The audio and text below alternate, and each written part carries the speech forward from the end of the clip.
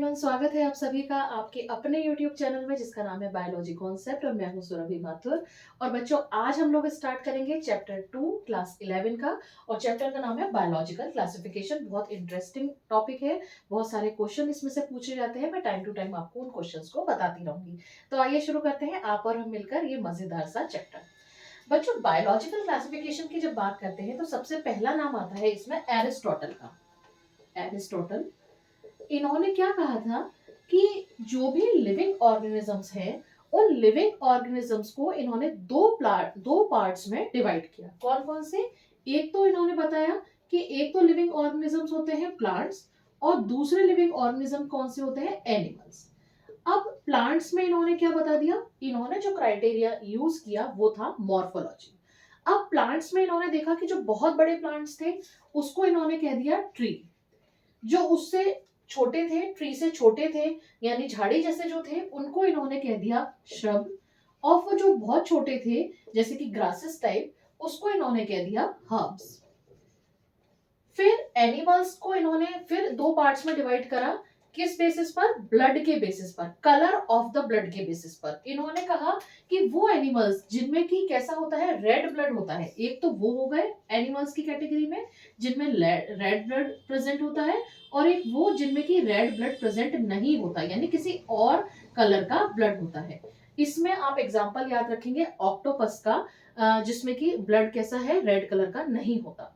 ये क्लासिफिकेशन, एक बेसिक सा क्लासिफिकेशन दिया इन्होंने, एरिस्टोटल ने, लेकिन इससे बात नहीं बनी। इसके बाद आए कैरोलस लीनियस, तो इस वाले जो क्लासिफिकेशन है उसको डिस्कार्ड कर दिया गया।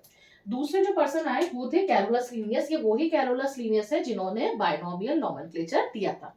तो मैं यहां लिख देती हूँ कैरोलस लीनियस। कैरोलस लीनियस ने बायनोमियल नोमेनक्लेचर के साथ साथ टू किंगडम क्लासिफिकेशन दिया था। और इन्होंने क्या करा, बहुत सिंपल सा क्लासिफिकेशन था कैरोलस लीनियस का। इन्होंने क्या करा कि जितने भी लिविंग ऑर्गेनिजम्स थे उनको कह दिया कि वो भी दो ग्रुप्स में उन्होंने क्लासिफाई कर दिया। एक तो कौन सा? प्लांटी, और दूसरा एनिमेलिया।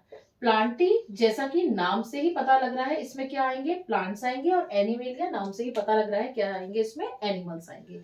लेकिन कैरोलस लीनियस ये डिस्टिंग्विश नहीं कर पाए कि प्रोकैरियोट किस में आएंगे, यूकैरियोट में, प्रोकैरियोट और यूकैरियोट दोनों में क्या डिफरेंस होता है, फोटोसिंथेटिक ऑर्गेनिज्म और नॉन फोटोसिंथेटिक ऑर्गेनिज्म में क्या डिफरेंस होता है, यूनिसेलुलर कौन से होते हैं, मल्टी सेलुलर कौन से होते हैं। इन तीन पॉइंट्स को कैरोलस लीनियस क्लियर नहीं कर पाए, इसीलिए इनके टू किंगडम क्लासिफिकेशन को भी डिस्कार्ड कर दिया गया।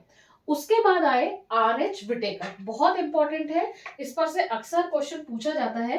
तो इसका पूरा हम एक पूरी टेबल बनाएंगे आर.एच. विटेकर की, कि इन्होंने क्या फाइव किंगडम क्लासिफिकेशन दिया था, इसमें इन्होंने किन किन ग्रुप्स में इन्होंने क्लासिफाई किया था। तो हम क्या लिखेंगे यहाँ पे? आर.एच. विटेकर।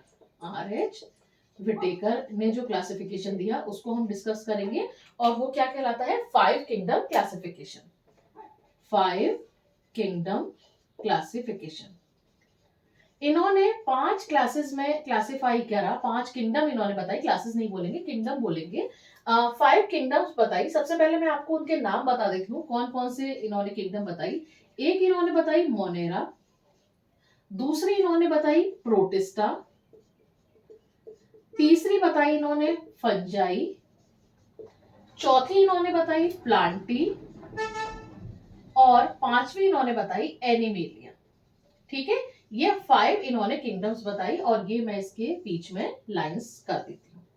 अब इन्होंने जो बच्चों क्लासिफिकेशन दिया उसके लिए इन्होंने कुछ क्राइटेरिया लिए।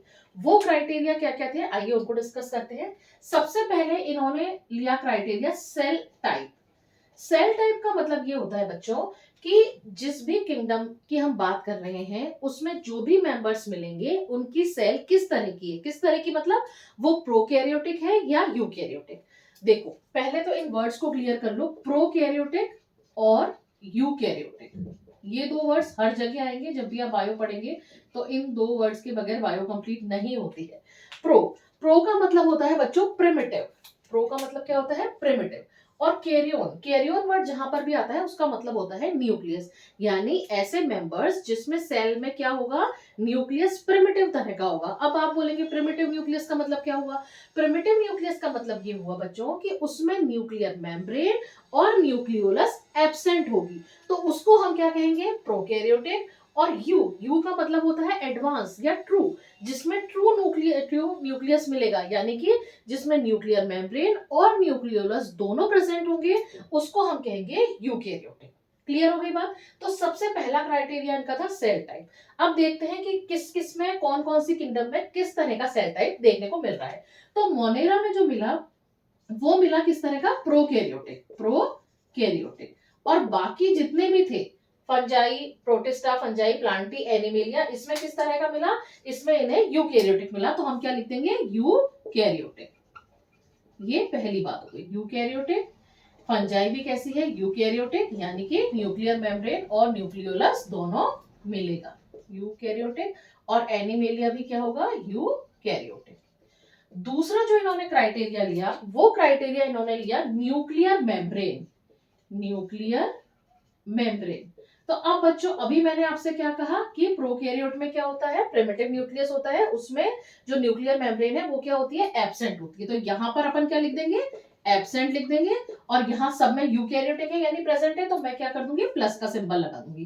प्लस कह रही हूं, इसका मतलब क्या है कि न्यूक्लियर मेम्ब्रेन प्रेजेंट है। यहाँ पे आप एब्सेंट भी लिख सकते हैं ना, एब्सेंट लिख दीजिए या माइनस का सिंबल लगा दीजिए। उसके बाद तीसरा जो क्राइटेरिया उन्होंने लिया, वो लिया इन्होंने mode of nutrition. Mode of nutrition. Mode of nutrition का मतलब क्या होता है बच्चों कि जो ऑर्गेनिज्म है वो अपना खाना खुद बनाएंगे या वो दूसरों से खाना लेंगे, बना बनाया लेंगे, यानी खुद नहीं बना सकते। तो अब आपको पता है कि एनिमेलिया में तो क्या आ रहे हैं? नाम से पता लग रहा है कि एनिमल्स आ रहे हैं, तो ये तो अपना खाना खुद नहीं बना सकते, तो इसीलिए ये तो क्या कहलाएंगे? हेटेरोट्रॉफ। जो चीजें आपको आती हैं मैं उन्हीं से पढ़ाना शुरू करती हूँ, ताकि आपको पढ़ाने में मजा आए, आपको पढ़ने में मजा आए कि हाँ ये तो ऐसा होता है ना।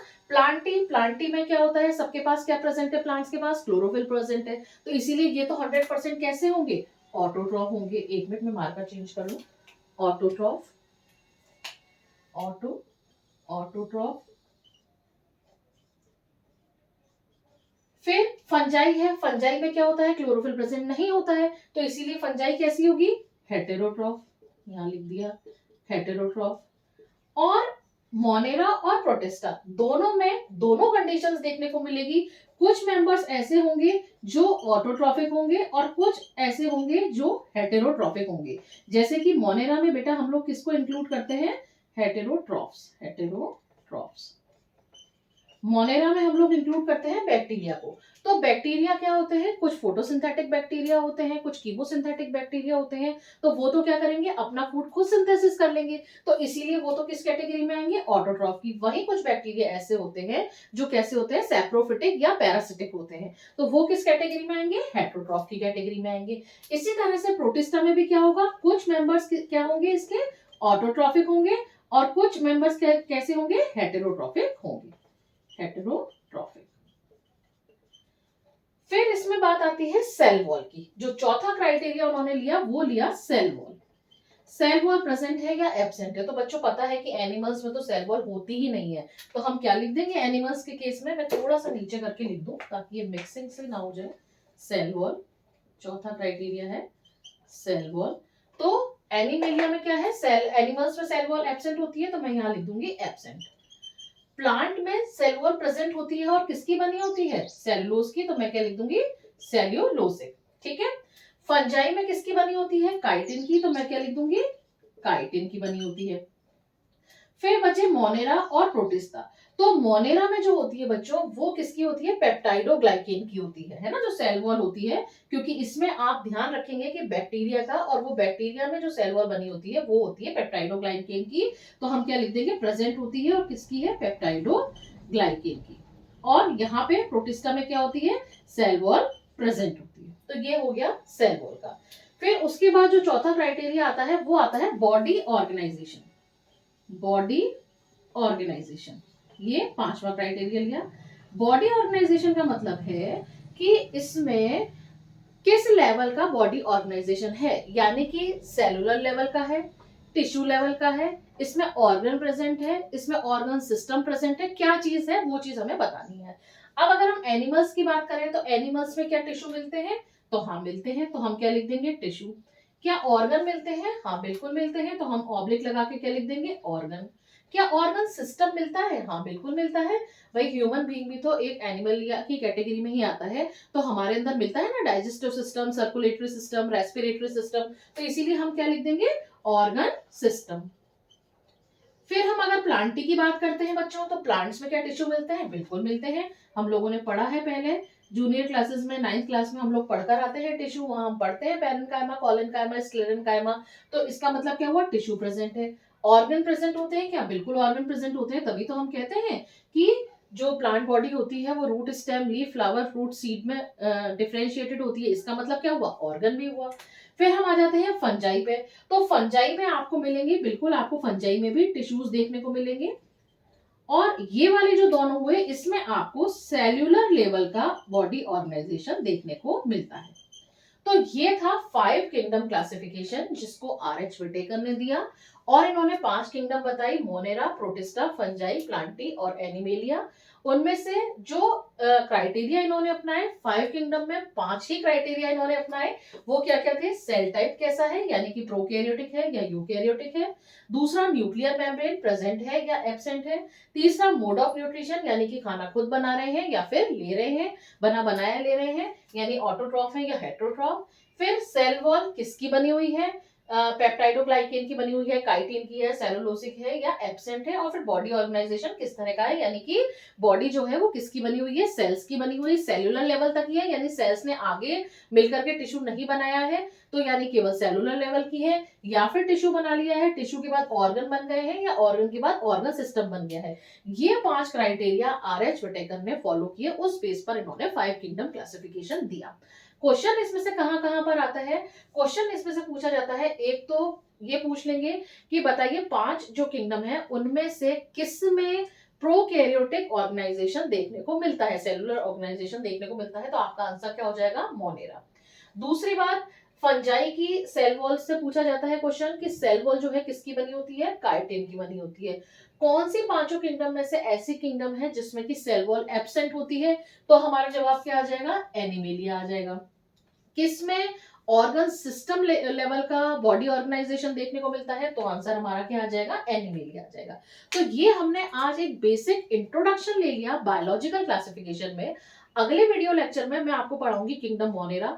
उसमें बेटा आपकी एनसीईआरटी में तो क्या है, केवल आर्की बैक्टीरिया दे रखा है और यू बैक्टीरिया दे रखा है, लेकिन बैक्टीरिया बहुत इंपॉर्टेंट टॉपिक है क्लास 11 के पॉइंट ऑफ व्यू से भी और नीट के पॉइंट ऑफ व्यू से भी। तो इसीलिए मैं उसको पूरा डिटेल में पढ़ाऊंगी, जिसमें मैं जो जो पॉइंट्स इंक्लूड करूंगी वो मैं आपको बता देती हूँ।